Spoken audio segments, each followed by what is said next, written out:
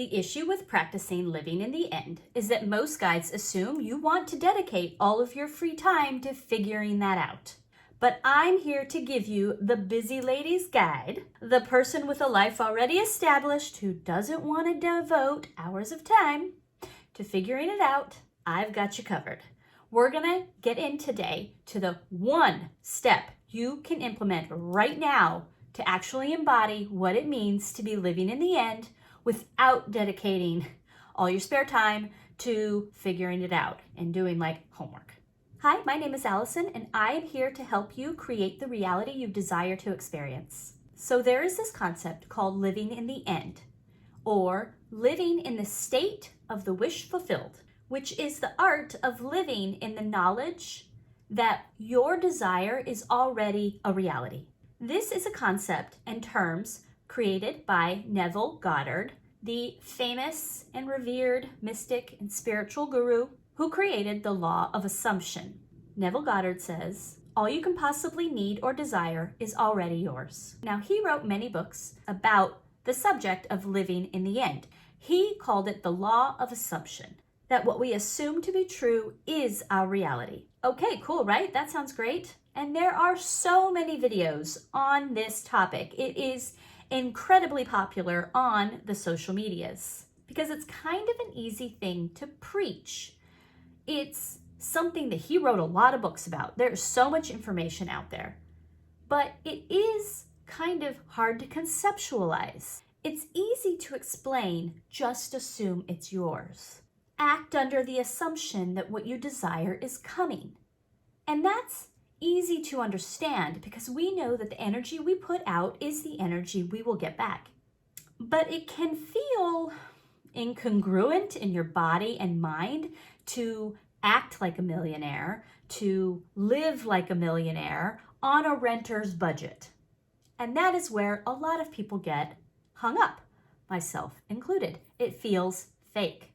So there is so much information out there on living in the end, and it's not wrong. It's just not the best place to start. Take, for example, if you wanted to learn how to swim, would you start with an Olympic swimmer's routine? No, right? You would start with the basics and work your way up. Also, if you wanted to learn how to swim, while you may need to start out believing that you can do this, I can swim, I will not drown.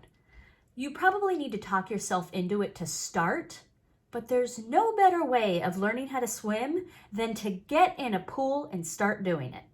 There is no better building of belief than to build momentum. Momentum is energy in motion. What can we do now? What momentum can we get going that will enhance, that will naturally build our belief while also generating the energy that is going to bring our manifestation? Which sounds better to you?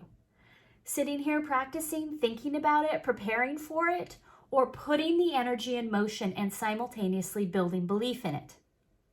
I'll take that option, thank you. So let's do two things. One, let's tap into the fact that we already know what it feels like to live in the end. And then two, let's tap into that one thing you can do right now to start generating momentum. Okay, let's think of it like this. How many of you have a job? And in that job, for every hour you work, you earn a sum of money. And that is something you know is true. Every time I go to work and put in an 8-hour day, I get paid for 8 hours. I don't need to walk into HR and ask them every day, hey, am I getting paid for this? You don't have to ask your coworker every break, do you think I'm going to get paid for those past 2 hours? You're sitting there at work in the knowing that you get a paycheck next Friday. You're probably sitting there going, this example is so basic and obvious that's a little silly, because it's so clear and obvious and understood that you will get a paycheck every 2 weeks. That's living in the end. That's a certainty that the things I do today will bring a manifestation of a paycheck. And much like our desired manifestations, sometimes it can feel like next Friday is really far away. And even if it feels like this is a stretch, OMG, you still know it's coming. I mean, I don't know about you, but I spend my paycheck mentally long before it shows up. That is living in the end. You and I are already experts at this.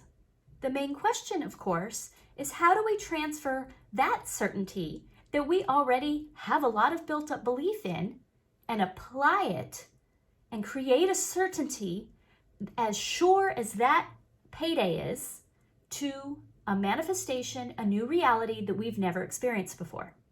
And here's the piece that most things miss, but we are going to correct right now. Living in the end is as much about building belief as it is about allowing it to come. In fact, being in the state of allowing it to come is being in the state of building belief. The more aligned you feel, the less resistant you are, the less doubtful you are, the more synchronicities come in, the more opportunities, the more coincidences. And those things that line you up build your belief. Well, here is the number one thing you can do today to cultivate that feeling of living in the end, to take a certainty we already know we're capable of and apply it to something that seems uncertain. And that is to stop paying attention to the things that contradict your new reality.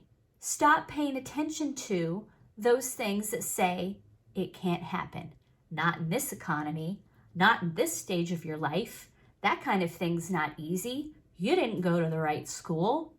All that's out there. And we don't have to pay attention to it. And it's that act of not paying attention to it, of now not allowing that perception to become the reality, instead refocusing constantly on the knowing and certainty that what I do focus on, that the energy I do give out will come back to me. And how can we do that? How can we make that easy for ourselves to tap in to our own desired reality, vision, and not the vision of others, of the government, of the economy, of the current state of situations, of whatever, to not allow that to be our reality.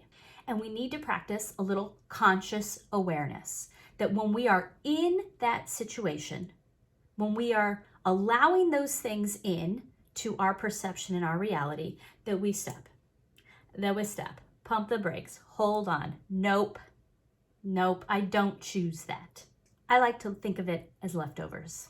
Have you ever had a really great meal at a restaurant and taken some of it home and you stick it in the fridge and it was delicious? Wow, that was such a good meal.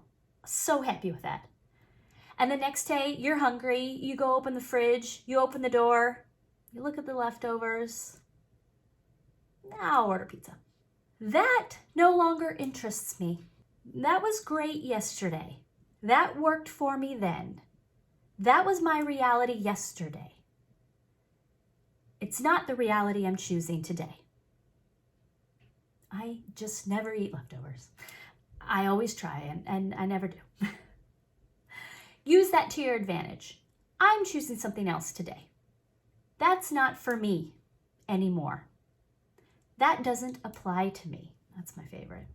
I allow my vision to be true for me no matter what.